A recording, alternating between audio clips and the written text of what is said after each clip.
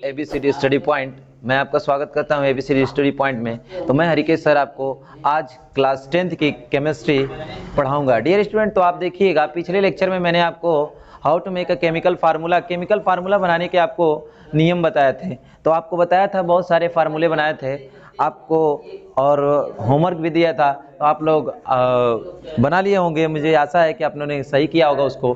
तो dear student, आज हम लोग क्लास 10th की केमिस्ट्री स्टार्ट करेंगे और क्लास 10th की केमिस्ट्री, क्लास 11th की केमिस्ट्री एंड क्लास 12th की केमिस्ट्री सभी पढ़ाएंगे डियर स्टूडेंट, बट पूरे कंप्लीट लेक्चर के साथ डियर स्टूडेंट। तो सबसे पहले हम आइए स्टार्ट करते हैं chemistry lesson 4 dear student, the carbon and its compound. Lesson का नाम है द कार्बन। देखिएगा dear student, the carbon and its compound. The carbon and its compound dear student, the carbon and its compound, carbon और इसके यौगिक। देखिएगा, carbon और इसके यौगिक, ठीक है डियर, कार्बन और इसके यौगिक। इस लेसन को स्टार्ट करते हैं डियर स्टूडेंट। और इसके अंदर देखिए, सबसे पहले हम लोग क्या जानते हैं, आइए डियर स्टूडेंट कार्बन को देखते हैं। किसके बारे में? कार्बन। तो हम ये जानते हैं कि यहाँ पर सबसे पहले रिप्रेजेंटेशन जानेंगे आपको कि क्या चीज़ें हैं। कार्बोनेट्स कंपाउंड से पहले से पढ़ने कुछ क्या करेंगे, हम जनरल टर्म जानेंगे। जनरल टर्म मतलब ये समझेंगे कि देखिएगा डियर स्टूडेंट, हम लोगों ने 9th में ये पढ़ा था कि ये X है, यहाँ पर नीचे Z है और ऊपर A है। ये A जो होता है परमाणु भार को प्रदर्शित करता है। परमाणु भार, जिसको हम लोग क्या कहते हैं, एटॉमिक मास, एटॉमिक मास। और जो नीचे है Z है, उसको हमने बताया परमाणु क्रमांक को, परमाणु क्रमांक को डिनोट करता है, जिसको हम लोग बोल सकते हैं इधर देखिएगा डियर स्टूडेंट, एटॉमिक नंबर। क्या डियर स्टूडेंट? Atomic number. तो ये डियर स्टूडेंट देखिएगा एटॉमिक नंबर यहाँ पर जैसे ये दिख रहा है आपको, तो उसी तरीके से हम देखें तो डियर स्टूडेंट आपको ये बता दें कि इस तरीके से आप देख रहे हैं तो बीच में जो X आपका रिप्रेजेंटेशन है वो एलिमेंट का है। क्या चीज़ है? एलिमेंट है। तो बीच में X एलिमेंट है। तो ठीक उसी तरह अगर हम लोग कार्बन को लें, तो कार्बन को लेते हैं डियर स्टूडेंट, तो ये देखते हैं कि कार्बन 6 और 12। तो कार्बन एक तत्व है जो एलिमेंट है, कार्बन एलिमेंट है। और देखिएगा ये तत्व है। तो डियर स्टूडेंट देखिएगा, कार्बन एलिमेंट है, लेकिन कार्बन का जो बोला जाता है परमाणु भार होता है 12 होता है। परमाणु भार, परमाणु भार कितना है? 12, जिसको हम लोग एटॉमिक मास बोलते हैं। एटॉमिक मास कितना है? उसका 12 है। और यहाँ पर एटॉमिक नंबर क्या बोलते हैं डियर स्टूडेंट? परमाणु क्रमांक, जिसको हम लोग क्या बोलेंगे? एटॉमिक नंबर, परमाणु क्रमांक। इसका परमाणु क्रमांक 6 है। तो डियर स्टूडेंट आपको लोग को ये मैं बता दूं कि जो है कि इसके अंदर हम लोग सबसे पहले आप टर्म जानिए कि हम लोग जानते हैं इस जो है इस लेसन को पढ़ने से पहले बहुत सारी छोटी छोटी चीज़ें हमको जाननी पड़ती है। सारी छोटी छोटी चीज़ें अगर हम जान गए तो उसके बेसिस पर डियर स्टूडेंट हम आगे के चैप्टर को क्या कर सकते हैं, कंटिन्यू कर सकते हैं और सही तरीका। तो किसी भी चैप्टर को पढ़ने से पहले हमको उसके बेसिक पर ध्यान देना चाहिए डियर स्टूडेंट, क्योंकि आपको 0 लेवल से इस चैप्टर को पढ़ना है। और देखिए, चाहे यूपी बोर्ड हो चाहे सीबीएसई बोर्ड है डियर स्टूडेंट, ये चैप्टर बहुत ही इंपॉर्टेंट होता है, क्योंकि एक ही चैप्टर ऑर्गेनिक का है। क्लास 10th में केवल एक ही चैप्टर ऑर्गेनिक का है, वो भी है the carbon and its compound, carbon और इसके यौगिक। तो डियर स्टूडेंट मैंने बताया आपको कि यहाँ पर किसी भी एलिमेंट को रिप्रेजेंट करने के लिए 3 चीज़ होनी चाहिए, X, Z and A। तो जो ऊपर की तरफ होता है उसको हम लोग एटॉमिक मास कहते हैं, नीचे वाले को क्या कहते हैं एकदम देखिएगा परमाणु क्रमांक यानी एटॉमिक नंबर, बीच में होता है एलिमेंट। तो उसी तरह हमने बताया आपको कि यहाँ पर जो है कि कार्बन का जो परमाणु क्रमांक है 6 और परमाणु भार कितना है? 12 है। तो डियर स्टूडेंट उससे पहले हम लोग कुछ और जान लेते हैं जनरल टर्म। तो जैसे अगर हम लोग जान लें कि जैसे कार्बन है यानी कोई भी चीज़ रहे, तो जैसे हमने रिप्रेजेंटेशन किया है X है, ऊपर A है और नीचे Z है। तो कोई भी ये एटम होते हैं, क्या होते हैं? एटम, एटमी एलिमेंट्स होते हैं। जब सेम टाइप्स के एटम्स कंबाइन करते हैं तो एलिमेंट बनाते हैं। और एलिमेंट में यानी एटम में देखें कि एटम्स को पता है, एटम्स परमाणु के अंदर 3 फंडामेंटल पार्टिकल होते हैं, 3 मौलिक कण होते हैं एटम्स के अंदर। आपको पता होगा एक को इलेक्ट्रॉन कहते हैं, ठीक है डियर स्टूडेंट, इलेक्ट्रॉन कहते हैं, दूसरे को हम लोग क्या कहते हैं, प्रोटॉन कहते हैं, तीसरा क्या होता है, न्यूट्रॉन होता है डियर स्टूडेंट। तो डियर स्टूडेंट अगर हम लोग इनको आप देखें कि किसी भी एलिमेंट के अंदर इलेक्ट्रॉन कितना है, प्रोटॉन कितना है और न्यूट्रॉन कितना है, तो कैसे इस चीज़ को जानेंगे डियर स्टूडेंट। तो सबसे पहले देखिएगा इलेक्ट्रॉन का जो साइन होता है उस पर नेगेटिव चार्ज होता है, प्रोटॉन पर पॉजिटिव चार्ज होता है, न्यूट्रॉन क्या होता है, न्यूट्रल होता है, इस पर नेगेटिव साइन होता है, इस पर क्या होता है, प्रोटॉन पर पॉजिटिव चार्ज होता है, और ये क्या होता है, न्यूट्रल होता है। क्या डियर होता है, न्यूट्रल, यानी उदासीन होता है। तो सबसे पहले डियर स्टूडेंट हमको ये समझना चाहिए कि एक एटम्स के अंदर इलेक्ट्रॉन, प्रोटॉन और न्यूट्रॉन हम कैसे कैलकुलेट करेंगे और किस तरीके से हम बता पाएंगे कि इसमें अंदर इलेक्ट्रॉन है, कितना प्रोटॉन है और कितना न्यूट्रॉन है। तो सबसे पहले डियर स्टूडेंट इसको जानने के लिए हम ये समझेंगे, इस चीज़ को जानेंगे, इस बॉक्स को बना दे रहे हैं हम, इसको समझेंगे। तो डियर स्टूडेंट जो जेड है नॉर्मल न्यूट्रल स्पीसीज में, न्यूट्रल कोई चीज़ न्यूट्रल एलिमेंट हो तो न्यूट्रल एलिमेंट में क्या देखते हैं, न्यूट्रल एलिमेंट में देखते हैं कि Z बराबर ही इलेक्ट्रॉन होता है और Zd बराबर क्या होता है, प्रोटॉन होता है। और जैसे ये पहला है, दूसरा ये पॉइंट जान सकते हैं, न्यूट्रॉन फाइंड करने के लिए बच्चा न्यूट्रॉन A-Z करना पड़ता है। आइए इस चीज़ को समझिएगा डियर स्टूडेंट, न्यूट्रल स्पीसीज की बात है। आपको मैं आइए बताते हैं कि इसके अंदर मान लीजिए कि हाइड्रोजन होता है एक और ये एक। तो अगर आपके अंदर हाइड्रोजन पूछ दिया जाए कि हाइड्रोजन के अंदर इलेक्ट्रॉन कितनी है, तो जनरल टर्म में हाइड्रोजन के अंदर इलेक्ट्रॉन कितनी है डियर स्टूडेंट, देखिएगा x है, x के बीच में ये जो बीचों बीच हाइड्रोजन है, इसकी जगह x है और यहाँ पर यह h है। तो हाइड्रोजन एक क्या हो गया, हाइड्रोजन एक परमाणु हो गया, या इसी को तत्व बोलेंगे। तो हाइड्रोजन तत्व का जो परमाणु क्रमांक 1 है और परमाणु भार कितना है, 1 है, परमाणु क्रमांक भी 1 है, परमाणु भार भी क्या चीज़ है डियर स्टूडेंट, 1 है। तो यहाँ पर देखेंगे कि हमको सबसे पहले इलेक्ट्रॉन देखना है, तो यहाँ जेड बराबर ही इलेक्ट्रॉन होता है और प्रोटॉन होता है। तो हम यहाँ पर कहेंगे इलेक्ट्रॉन के नंबर 1 है इसके अंदर, प्रोटॉन के नंबर भी 1 है, क्योंकि इलेक्ट्रॉन ही बराबर प्रोटॉन होते हैं किसी एटम में, ठीक है। न्यूट्रल एटम की बात है। अब न्यूट्रॉन निकालने चाहें डियर स्टूडेंट, अगर हम लोग न्यूट्रॉन निकालने के लिए जाएं तो न्यूट्रॉन बराबर A- क्या होता है, Z होता है। यानी यहाँ पर देखिए A की जगह इसमें क्या देखेंगे, 1 माइनस 1 करेंगे तो डियर स्टूडेंट क्या हो जाएगा, 0। यानी न्यूट्रॉन कितने हो जाएंगे डियर स्टूडेंट, 0 हो जाएंगे, ठीक है। उसी तरह लेट्स टेक अनदर एग्जांपल। देखिएगा एग्जांपल नंबर 2 ले लेते हैं डियर स्टूडेंट। अगर हम आप लोग को बोले कि बताइए हम यहाँ पर हीलियम के अंदर, हीलियम का 2 होता है, ऊपर भी 4, तो अब आपसे पूछा जाए कि हीलियम के अंदर कितने इलेक्ट्रॉन होंगे, तो इलेक्ट्रॉन किसके बराबर होते हैं, Z के बराबर होते हैं। Z की जगह यहाँ पर कितना है, 2। तो प्रोटॉन कितने आपसे पूछा जाए तो आप क्या बताएंगे, 2। अब न्यूट्रॉन पूछा जाए तो न्यूट्रॉन A-Z, तो A की जगह आप 4 रखेंगे और 4 माइनस कितना करेंगे, 2, तो न्यूट्रॉन भी कितने हो जाएंगे, 2। यानी हीलियम के अंदर इलेक्ट्रॉन, प्रोटॉन और न्यूट्रॉन तीनों क्या होते हैं, इक्वल होते हैं। आइए डियर स्टूडेंट जानते हैं लिथियम का, ये हाइड्रोजन हो गया, हीलियम हो गया। अब देखिएगा लिथियम का नीचे कितना होता है, 3, ऊपर क्या होता है, 7। इसमें आ जाइए, इसमें आपसे कहे कोई इलेक्ट्रॉन कितना है, तो नीचे ही वाला देख लीजिए इलेक्ट्रॉन कितना है, 3। प्रोटॉन भी आप देख लीजिए कितना है, 3। और न्यूट्रॉन निकालने के लिए A-Z। तो डियर स्टूडेंट तो हम लोग क्या करेंगे यहाँ पर डियर स्टूडेंट, तो यहाँ पर देखिए यहाँ पर क्या होता है, मैंने ये बताया आपको इस साइड जो है डियर स्टूडेंट, तो मैंने क्या बताया, देखिएगा मैंने बताया ये हीलियम है डियर स्टूडेंट। तो हीलियम के पास क्या होता है कि मैंने कहा कि इसका परमाणु क्रमांक जो होता है 2 है, परमाणु भार कितना है, 4 है, यानी एटॉमिक मास 4 है और एटॉमिक नंबर कितने हैं, 2 हैं। तो इसके अंदर इलेक्ट्रॉन्स देखा जाएगा 2 और प्रोटॉन्स देखा जाए वो भी 2। न्यूट्रॉन्स निकालने हो तो ऊपर से माइनस, मानी A-Z, कहने का मतलब है परमाणु भार माइनस परमाणु क्रमांक, जैसे ही करेंगे तो आपको न्यूट्रॉन्स मिल जाएगा, ठीक है डियर स्टूडेंट। तो अब यहाँ पर मैं आपको बताना चाहूँ कि लिथियम का मैंने बताया, तो लिथियम में मैंने बताया इलेक्ट्रॉन भी 3 है और प्रोटॉन कितने हैं, 3 है। न्यूट्रॉन को निकालना है तो 7 माइनस क्या करना पड़ेगा, 3, तो कितने हो जाएगा टोटल, 4।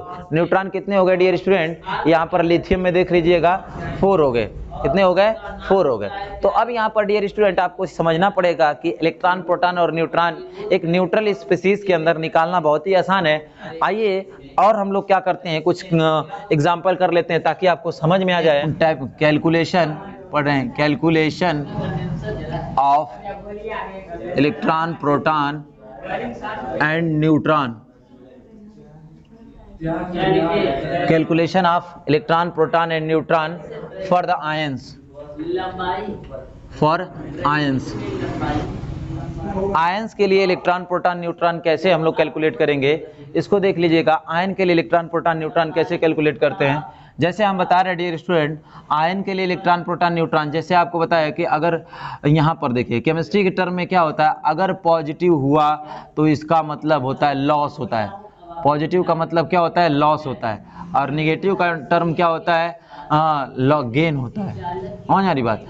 तो यहाँ पर होता है पॉजिटिव का मतलब लॉस और नेगेटिव का मतलब होता है गेन। यानी अगर किसी पर नेगेटिव चार्ज है तो यानी उसने इलेक्ट्रॉन लिया है, किसी पर पॉजिटिव चार्ज है इसका मतलब उसने इलेक्ट्रॉन दिया है। तो डियर स्टूडेंट सबसे पहले हम ये बताएं कि आपको, जैसे सपोज ये ए है तो ये क्या करता है, देखिएगा अगर ये एक इलेक्ट्रॉन ले लेता है तो इस पर क्या होगा, ए माइनस हो जाएगा। अगर कोई बी है तो बी अपने अंदर से क्या करेगा, इलेक्ट्रॉन निकाल देगा। मान लीजिए कि इलेक्ट्रॉन को क्या कर दिया, निकाल दिया, तो इस पर एक प्लस हो जाएगा। तो जो जितना इलेक्ट्रॉन निकालता है उतना ही उस पर प्लस हो जाता है। जैसे अगर आपको एग्जांपल लें, जैसे आपको मैग्नीशियम, आपको पता है मैग्नीशियम है, जैसे मैग्नीशियम क्या करता है, अपने अंदर से कितने इलेक्ट्रॉन निकालता है, 2 इलेक्ट्रॉन निकाल दिया तो इस पर कितने प्लस चार्ज आएंगे, 2 प्लस चार्ज आएंगे। अब इसी तरह एल्यूमिनियम होता है, एल्यूमिनियम अपने अंदर से डियर स्टूडेंट कितने प्लस, एल्यूमिनियम, ये एल्यूमिनियम अगर अपने अंदर से 3 इलेक्ट्रॉन निकालता है, प्रॉपर्टीज है कि ये 3 ही इलेक्ट्रॉन निकाल सकता है, तो कितने हो, 3, ठीक है, 3 प्लस हो जाएंगे। और यहाँ पर वैसे ये भी हो जाता है, जैसे यहाँ पर क्लोरीन है तो क्लोरीन कितने इलेक्ट्रॉन, क्लोरीन कितने इलेक्ट्रॉन ले सकता है, अधिकतम 1 इलेक्ट्रॉन, तो क्या होता है कि Cl माइनस हो जाता है। अगर मैं ये बोलूँ कि ऑक्सीजन है तो ऑक्सीजन 2 इलेक्ट्रॉन को ले लिया तो ऑक्सीजन पर कितना माइनस हो जाएगा, 2 माइनस, तो इलेक्ट्रॉन लेगा तो उसमें बढ़ेगा। तो हमको calculation of electron and proton and neutron करने हैं। तो देखिएगा इलेक्ट्रॉन पर ही फर्क पड़ेगा, प्रोटॉन और न्यूट्रॉन पर कोई फर्क नहीं पड़ रहा है, क्योंकि इलेक्ट्रॉन का ही लेन हो रहा है, इलेक्ट्रॉन का ही देन हो रहा है। नहीं, इलेक्ट्रॉन का ही लेन देन होता है और किसी का प्रोटॉन न्यूट्रॉन का नहीं होता है। तो डियर स्टूडेंट आपको एग्जाम्पल यहाँ पर भी दे देते हैं। जैसे अगर आप मान लीजिए कि ऑक्सीजन डबल माइनस में आपसे पूछ दिया गया कि इलेक्ट्रॉन कितने हैं, तो अब आपको सबसे पहले यह मानना पड़ेगा इलेक्ट्रॉन। तो इलेक्ट्रॉन यहाँ पर 2 माइनस आए कैसे, इसमें शुरू में ऑक्सीजन में देखेंगे, इस न्यूट्रल ऑक्सीजन में तो ऑक्सीजन 8 होता है, ऊपर 16 होता है। शुरू में ऑक्सीजन में इलेक्ट्रॉन कितने होते हैं, 8 होते हैं। प्रोटॉन कितने होते हैं, 8 होते हैं। न्यूट्रॉन कितने होते हैं, देखिएगा A माइनस जेड, यानी करने पर क्या हो जाएगा, 16 माइनस 8 यानी कितने हो जाएंगे, 8। तो शुरू में तो 8 ही इलेक्ट्रॉन थे जब न्यूट्रल था ऑक्सीजन, तो लेकिन इसने कितने इलेक्ट्रॉन और ले लिए, यहाँ पर देखिएगा 2 इलेक्ट्रॉन और ले लिए, तो 8 इलेक्ट्रॉन पहले था तो 2 इलेक्ट्रॉन और क्या हो गया, यहाँ पर बढ़ जाएगा। तो 8 और 2 देखिएगा, 8 इलेक्ट्रॉन न्यूट्रल में होता है, 2 इलेक्ट्रॉन लिया है तभी तो 2 माइनस आया है, तो 8 और 2 कितना होता है, 10। तो 10 इलेक्ट्रॉन हो जाएगा इसके अंदर। कितने इलेक्ट्रॉन हो जाएंगे, 10। लेकिन डियर स्टूडेंट इसका नीचे 8 होता है, ऊपर कितना होता है, 16। लेकिन इतना याद रखिएगा, ये चीज इलेक्ट्रॉन केवल 10 हुए हैं, लेकिन प्रोटॉन जितना है उतना ही रहेगा, प्रोटॉन 8 ही रहेगा। और न्यूट्रल निकालने के लिए A माइनस जेड, यानी 16 माइनस 8 कितना हो जाएगा, 8। ठीक है डियर स्टूडेंट, तो आगे देखिएगा, मैं और एग्जाम्पल लेता हूँ। जैसे आपको कहूँ fluorine minus, fluorine minus, fluorine पर 1 माइनस, तो फ्लोरीन का ये 19 होता है। तो फ्लोरीन में सिंपली कितने इलेक्ट्रॉन होते हैं, 9। तो 1 माइनस है यानी 1 इलेक्ट्रॉन बढ़ गया, तो इलेक्ट्रॉन कितने हो गए इसके अंदर, 10। प्रोटॉन लेकिन कितने ही है, 9 है। न्यूट्रॉन निकालना है A माइनस जेड, यानी कहने का मतलब 19 माइनस 9 कितने हो जाएंगे, 10। तो इस तरीके से आयन का इलेक्ट्रॉनिक विन्यास है। आयन जैसे नेगेटिव है, नेगेटिव मतलब क्या होता है, चार्ज, जैसे ही नेगेटिव, जितना नेगेटिव चार्ज रहेगा उतने ही इलेक्ट्रॉन क्या हो जाएंगे, बढ़ जाएंगे। समझ में आ रही बात। जैसे आज ये फास्फोरस, फास्फोरस पर 3 माइनस होता है। फास्फोरस पर अगर हम लोग 3 माइनस लगा देते हैं तो होगा क्या डियर स्टूडेंट कि फास्फोरस का कितना होता है, फास्फोरस पर देख लीजिएगा, फास्फोरस का यहाँ पर 15 होगा, ऊपर 31 होगा। तो सिंपल सी बात है, फास्फोरस का सिंपल इलेक्ट्रॉन कितना होगा, इसके अंदर 15, लेकिन 3 माइनस का मतलब 3 बढ़ गया। तो यहाँ पर इलेक्ट्रॉन जो होता है, पहले सिंपल इसका 15 था, तो 3 माइनस दिख रहा है तो 3 जोड़ दीजिए, तो इलेक्ट्रॉन कितना हो जाएगा, 15 और 3 कितना है, 15, 16, 17, 18, कितने इलेक्ट्रॉन हो जाएंगे, 18। लेकिन प्रोटॉन इसके 15 ही रहेंगे, याद रखना।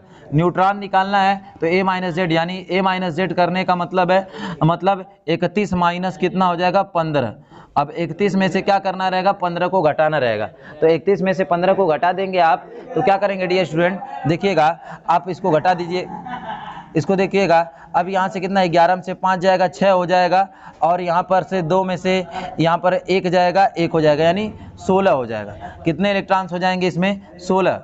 तो ये सॉरी न्यूट्रॉन की संख्या कितनी हो जाएगी डियर स्टूडेंट, 16। कितनी हो जाएगी, 16। तो अब यहाँ से आपको डियर स्टूडेंट समझना होगा कि ये कितना आसान है चीज़ें किसी आयंस का निकालना, ठीक है। और देखिए बड़ा भी दे सकता है, आइटम्स का ही नहीं इलेक्ट्रॉन्स पूछता है, इलेक्ट्रॉन आपको पूछ सकता है, मॉलिक्यूल का भी इलेक्ट्रॉन पूछ सकता है। तो मॉलिक्यूल के लिए जैसे सिंपल सी बात है, जो था आप तो इतना जान गए हो कि न्यूट्रॉन और प्रोटॉन सेम होते हैं, बस बदलता कौन सी चीज़ें हैं, बदलता कौन है, इलेक्ट्रॉन ही चेंज होता है, इलेक्ट्रॉन घटता और बढ़ता है। जैसे मैंने कहा एल्यूमिनियम पर 3 प्लस हो गया, अब बच्चा एल्यूमिनियम पर 3 प्लस हो गया, यानी 3 इलेक्ट्रॉन इससे निकल गए। शुरू में एल्यूमिनियम का यहाँ पर कितने होते हैं, 13, और यहाँ पर कितना होगा आपका 27। तो सबसे पहले ये जानना है कि इलेक्ट्रॉन एल्यूमिनियम में पूछ दे, क्योंकि एल्यूमिनियम पर 3 प्लस है, यानी इसका अंदर से 3 इलेक्ट्रॉन निकल चुका है, अर्थात 13 था तो अब कितना हो चुका होगा, 10। लेकिन प्रोटॉन नहीं निकलता है, प्रोटॉन 13 का 13 ही रहता है। ए और न्यूट्रॉन निकालने के लिए a माइनस जेड, तो a माइनस जेड रख के आप क्या कर लेंगे, उसका निकाल लेंगे, क्या चीज़, क्या निकाल लेंगे, उसका न्यूट्रॉन निकालेंगे। तो डियर स्टूडेंट इस तरीके से है, आप लोग निकाल सकते हैं। अब यहाँ पर आपको बता, मैं कहूँ कि CO3 डबल माइनस में कितने इलेक्ट्रॉन होंगे, इलेक्ट्रॉन की बात है, CO3 डबल माइनस में इलेक्ट्रॉन कितने होंगे, तो कार्बन का कितनी होगा, कार्बन में 6 इलेक्ट्रॉन, एक ऑक्सीजन में कितने होते हैं, 8, और फिर एक ऑक्सीजन में 8 इलेक्ट्रॉन है, 3 ऑक्सीजन है 3, और कितनी चार्ज हैं, जोड़ लीजिएगा, 2 माइनस चार्ज है, 2 माइनस चार्ज यानी जोड़ देंगे तो कितना हो जाएगा, 2 हो गया, सिंपल। तो 6 8 तरीके कितना हो जाएगा, 24 प्लस 2, यहाँ से क्या होगा देखिएगा, 24 2 26, 26 6 32, कितने हो जाएंगे इलेक्ट्रॉन, 32 इलेक्ट्रॉन हो जाएंगे। तो इस तरीके से डियर स्टूडेंट आपको मैं ये बता दूं कि इसी तरह आप कैलकुलेट कर सकते हैं, जितना माइनस होगा उसको लास्ट में जोड़ दीजिएगा, ठीक है। तो एक एग्जांपल और ले लीजिए, जैसे मैं आपको बताऊं फिर होमवर्क दे दूं। जैसे आपको मैं बोलूं कि NH4 प्लस, ये क्या डियर स्टूडेंट, NH4। अब इसके अंदर इलेक्ट्रॉन प्लस है तो घटा दीजिएगा, याद रखिएगा, प्लस है तो घटा देंगे, माइनस है तो जोड़ देंगे। तो नाइट्रोजन का कितना सिंपल इलेक्ट्रॉन होता है, इलेक्ट्रॉन निकालना है तो नाइट्रोजन का कितना होता है, 7, और फिर हाइड्रोजन कितने हैं, 4, तो एक 4 ही होता है, 7 प्लस 4, और एक प्लस है तो माइनस कर देंगे, तो 7 4 11, 11 में से एक घटा देंगे तो कितना हो जाएगा, 10 इलेक्ट्रॉन। कितने हो जाएंगे, 10 इलेक्ट्रॉन। तो इलेक्ट्रॉन के लिए, इसको निकालने के लिए कुछ आपको होमवर्क दे रहे हैं, और होमवर्क कंप्लीट करिएगा, और कमेंट बॉक्स में उसको जो होता है आंसर जो आएगा उसको लिख दीजिएगा। जैसे आपको कैलकुलेट करना है NO3 डबल माइनस में, इसमें कितने इलेक्ट्रॉन होंगे, ठीक है। यहाँ पर आपको Zn डबल प्लस में, इसमें कितने इलेक्ट्रॉन होंगे, ठीक है। कैल्शियम डबल प्लस में, इसमें कितने इलेक्ट्रॉन होंगे। अब यहाँ पर देखिएगा SO4 डबल माइनस में कितने इलेक्ट्रॉन होंगे, ठीक ना। PO4 ट्रिपल माइनस में कितने इलेक्ट्रॉन होंगे। तो अब ये जो होता है कितने दिए, 5 एक्सरसाइज दिया। इसको डियर स्टूडेंट आप कंप्लीट करिए, क्योंकि लेसन को पढ़ने से पहले हमको बेसिक पढ़नी थी, इसलिए हमने ये बेसिक बताया। और फिर हमारा जो होता है चैप्टर इसी तरह धीरे धीरे बेसिक को पढ़ते पढ़ते इस चैप्टर को कंटिन्यू करेंगे, ठीक है डियर स्टूडेंट। तो dear student all the best आपको, जो है डियर स्टूडेंट इसको कंप्लीट करिएगा, क्योंकि ये सभी चीज़ें जरूरी है इस केमिस्ट्री में जानने के लिए। तो इसीलिए मैंने क्या किया, आपको सबसे बेसिक लेवल से, 0 लेवल से स्टार्ट किया डियर स्टूडेंट। तो आप हमारे चैनल से बने रहिए, और ज़्यादा से ज़्यादा इस चीज़ को क्या करिएगा डियर स्टूडेंट, सब्सक्राइब करिए और इसको पढ़िए, ध्यान दीजिए बच्चों। तो डियर स्टूडेंट दैट्स ऑल।